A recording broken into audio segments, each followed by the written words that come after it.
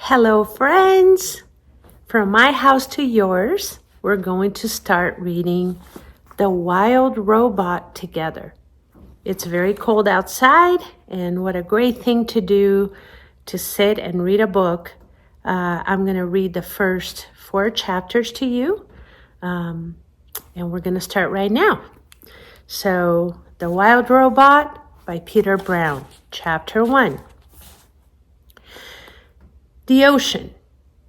Our story begins on the ocean with wind and rain and thunder and lightning and waves.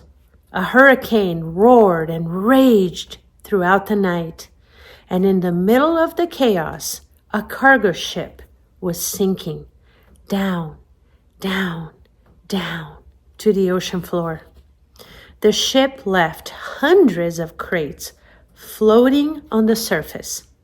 But as the hurricane thrashed and swirled and knocked them around, the crates also began sinking into the depths. One after another, they were swallowed up by the waves until only 5 crates remained. By morning, the hurricane was gone. There were no clouds, no ships, no land in sight. There was only calm water and clear skies, and those 5 crates lazily bobbing along the ocean current.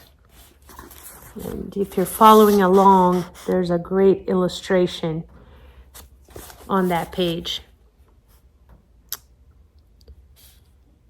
Days passed, and then a smudge of green appeared on the horizon. As the crates drifted closer, the soft green shapes slowly sharpened into the hard edges of a wild, rocky island. The first crate rode to shore on a tumbling, rumbling wave, and then crashed against the rocks with such force that the whole thing burst apart.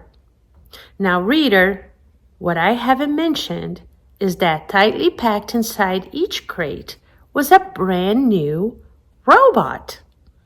The cargo ship had been transporting hundreds of them before it was swept up in the storm.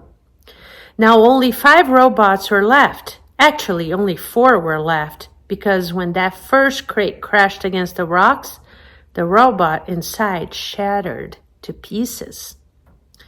The same thing happened to the next crate. It crashed against the rocks, and robot parts flew everywhere. Then it happened to the next crate, and the next. Robot limbs and torsos were flung onto ledges. A robot head splashed into a tide pool. A robot foot skidded into the waves. And then came the last crate.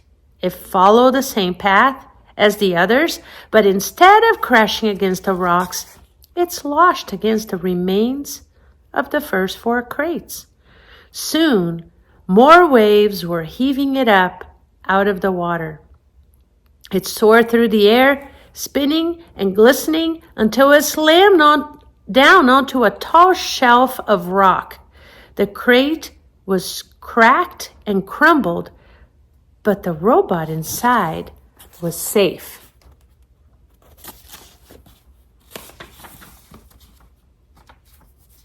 Chapter 2. The Otters, my favorite animal. The island's northern shore had become something of a robot gravesite. Scattered across the rocks were the broken bodies of 4 dead robots. They sparkled in the early morning light, and their sparkles caught the attention of some very curious creatures. There are the otters. A gang of sea otters was romping through the shallows when one of them noticed the sparkling objects. The otters all froze. They raised their noses to the wind, but they smelled only the sea, so they cautiously crept over the rocks to take a closer look. The gang slowly approached a robot torso. The biggest otter stuck out his paw, swatted the heavy thing, and quickly jumped back. but nothing happened. So they wriggled over to a robot hand. Another brave otter stuck out her paw and flipped the hand over. It made a lovely clinking sound on the rocks, and the otter squeaked with delight.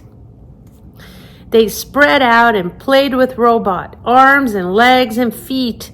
More hands were flipped. One of the otters discovered a robot head in a tide pool, and they all dove in and took turns rolling it along the bottom.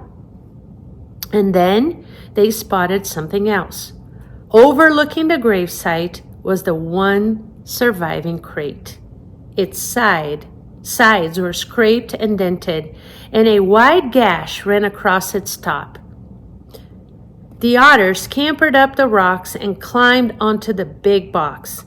10 furry faces poked through the gash, eager to see what was inside.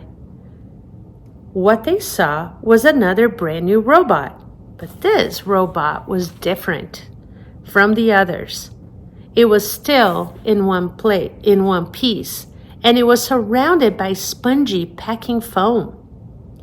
The otters reached through the gash and tore at the foam. It was so soft and squishy. They squeaked as they snatched at the fluffy stuff. Shreds of it floated away on the sea breeze, and in all the excitement, one of their paws accidentally slapped an important little button on the back of the robot's head.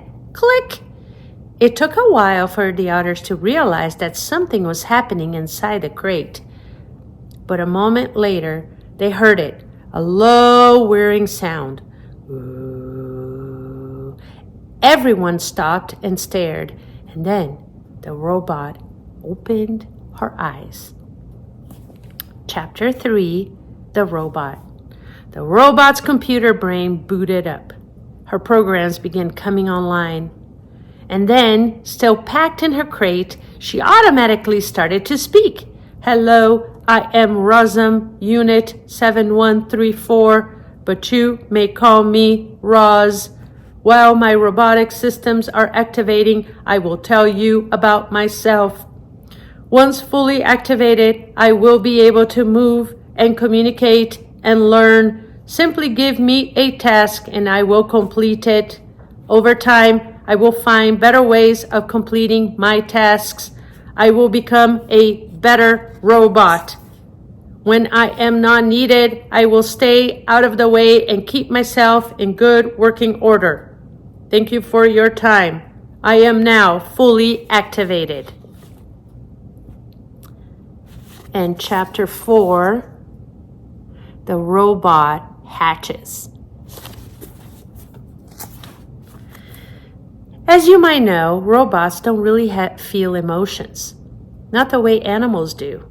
And yet, as she sat in her crumpled crate, Roz felt something like curiosity.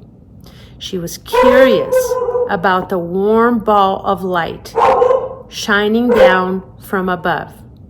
So her computer brain went to work, and she identified the light. Sorry, friends, I had to go get my dog who was barking at the post office man. So her computer brain went to work, and she identified the light. It was the sun. The robot felt her body absorbing the sun's energy.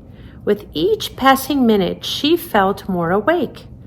When her battery was good and full, Roz looked around and realized that she was packed inside a crate.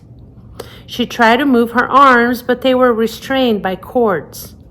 So she applied more force. The motors in her arms hummed a little louder, and the cord snapped.